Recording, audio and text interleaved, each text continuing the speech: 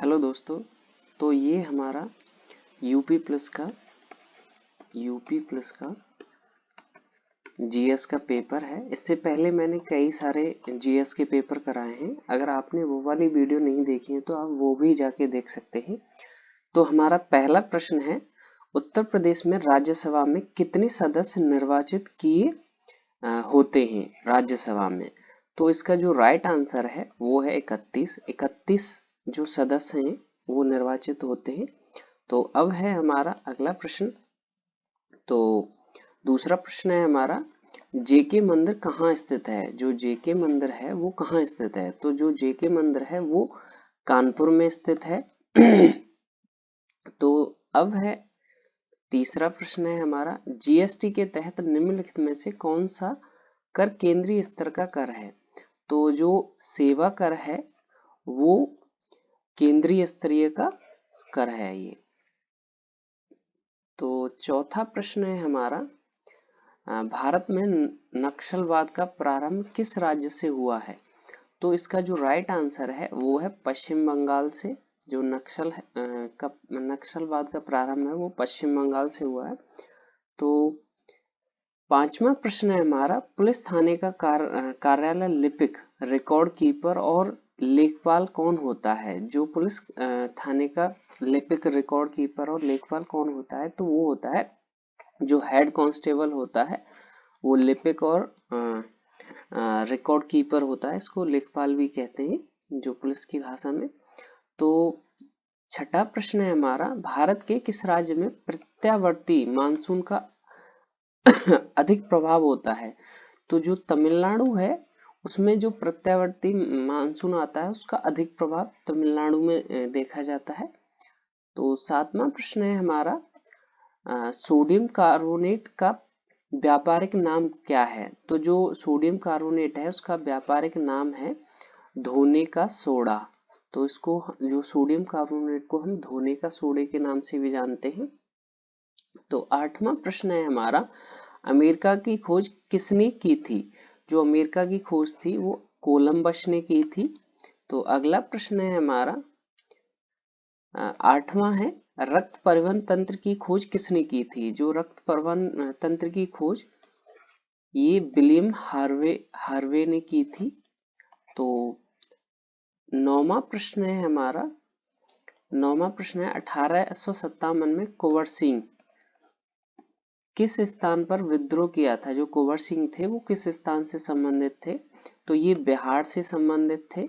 बिहार पे इन्होंने जो लीडर थे एक तरह से, वो कहा जा सकता है इनको। तो 10वां प्रश्न है हमारा, जो भोपाल गैस त्रासदी हेतु कौन सी गैस उत्तरदायी थी? जो मिथाइल आइसोसाइनाइड थी। जो भोपाल त्रासदी में मिथाइल आइसोसाइनाइड गैस का स्राव हुआ था। तो 11वां प्रश्न है हमारा, उत्तर प्रदेश में चित्रकला के विकास में ग्राफिक विधा की शुरुआत किसने की थी? जो उत्तर प्रदेश में चित्रकला के ग्राफिक विधा, तो जो ग्राफिक विधा की शुरुआत की थी ललित मोहन सेन जी ने। तो ये इसका जो राइट आंसर है वो है ललित मोहन सेन। तो 12वां प्रश्न है हमारा, निम्नलिखित में से कौन सा शहर भूमध्य रेखा के सर्वाधिक निकट है? जो भूमध्य से रेखा के सर्वाधिक निकटतम है वो है विशाखापट्टनम। तो 13वां प्रश्न है हमारा, यूरिया का निर्माण मानव शरीर के किस अंग में होता है? जो यूरिया है उसका निर्माण यकृत में होता है। मानव शरीर में यूरिया का निर्माण यकृत में होता है। तो 14वां प्रश्न है हमारा, निम्नलिखित में से कौन सी आकृति भूमिगत जल से निर्मित है? जो भूमिगत जल से निर्मित है वो है कास्ट विंडो। तो 15वां प्रश्न है हमारा, विश्व एड्स दिवस कब मनाया जाता है? जो विश्व एड्स दिवस है वो 1 दिसंबर को मनाया जाता है। तो 16वां प्रश्न है हमारा, चारुकला नृत्य किस राज्य से संबंधित है? जो चारुकला नृत्य है वो उत्तर प्रदेश से संबंधित है। तो अगला प्रश्न है हमारा 17वां है ये, निम्नलिखित में से कौन सा पदार्थ शुद्ध कार्बन का रूप है? तो शुद्ध कार्बन का जो रूप है वो है ग्रेफाइट। तो ये शुद्ध कार्बन का रूप है। अगर आपको हमारा वीडियो अच्छा लगा हो तो एक लाइक जरूर करें, वाकई अच्छा लगा हो तो अगला है हमारा, तो ये हमारा प्रश्न है। तो एक ये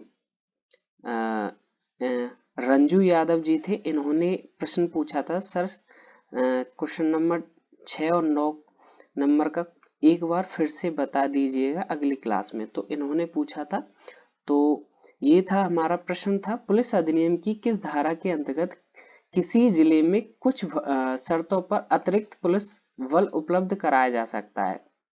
जो धारा 15 है उसके तहत मान लो किसी मतलब दूसरे राज्य में हिंसा फैली है, अशांति है, तो उसके लिए अतिरिक्त पुलिस को वहां तैनात किया जा सकता है। तो आप देख सकते हैं पुलिस अधिनियम 1861 धारा 15 के तहत अशांत या खतरनाक जिलों में अतिरिक्त पुलिस बल की तैनाती की जा सकती है। तो एक और इनका प्रश्न था 9वां। तो 9वां प्रश्न ये था कि पुलिस अधिनियम 1861 की निम्नलिखित में से किस धारा को जनरल डायरी से संबंधित प्रावधान शामिल है। तो जो धारा 44 है तो इसको जनरल डायरी से संबंधित है। जनरल डायरी का मतलब है कि जैसे हम अपनी रोजीमर्रा की जो चीजें हम अपनी डायरी में लिखते हैं उस तरह से था ये जनरल डायरी से। तो आप देख सकते हैं कि जो पुलिस स्टेशन के प्रत्येक प्रभारी अधिकारी होते हैं वो उनका यह कर्तव्य है कि एक सामान्य डायरी रखें। वो जनरल डायरी से ये मतलब था धारा 44 के तहत एक सामान्य डायरी रखें, उसमें जैसे किसी के खिलाफ मान लो कोई अपराध किया है उसको भी करें, और जैसे कोई भी मतलब किसी भी प्रॉपर्टी पे कब्जा किया है उसको भी हम एक अपनी सहूलियत के लिए उसमें हम लिख सकते हैं। तो जनरल डायरी का ये मतलब था। अगर आपको हमारा वीडियो वाकई अच्छा लगा हो तो ये हमारी वीडियो थी, उसके 2 क्वेश्चन थे।